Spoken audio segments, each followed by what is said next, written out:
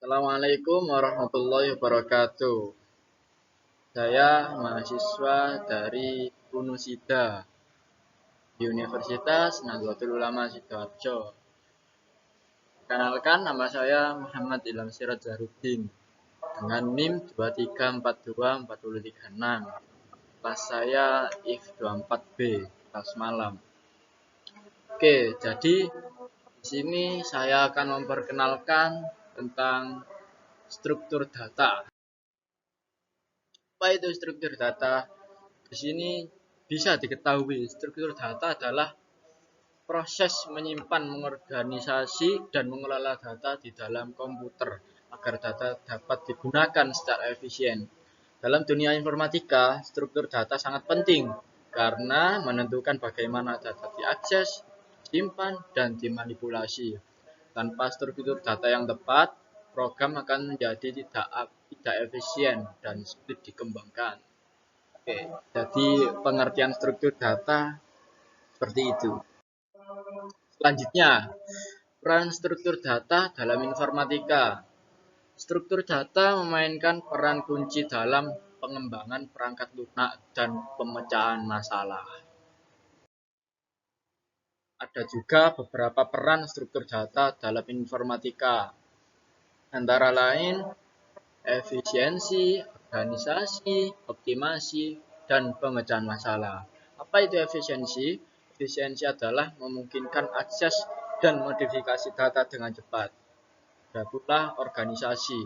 Organisasi membantu mengelola data secara struktur dengan memilih struktur data yang sesuai. Untuk pemecahan masalah, membantu menyelesaikan masalah komputer pendekatan sistematis. Sekarang jenis-jenis struktur data. Jenis-jenis struktur data ada dua. Apa saja? Yang pertama, struktur data linear dan struktur data non-linear.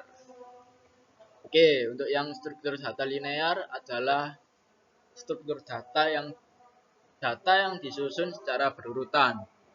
Yang non-linear, data yang tidak disusun secara berurutan. Artinya kebalikannya kalau non-linear itu. Kebalikannya linear.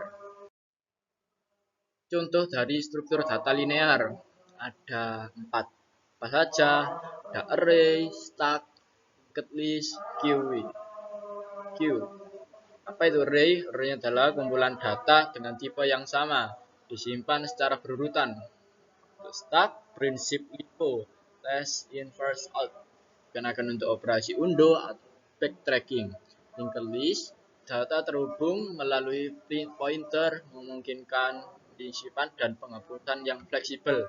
WW prinsip FIFO, first in first out, digunakan dalam antrian atau scheduling. Contoh dari struktur data non-linear ada tree, graph, stable. Untuk tree itu struktur hierarkis seperti pohon, digunakan dalam database atau sistem file.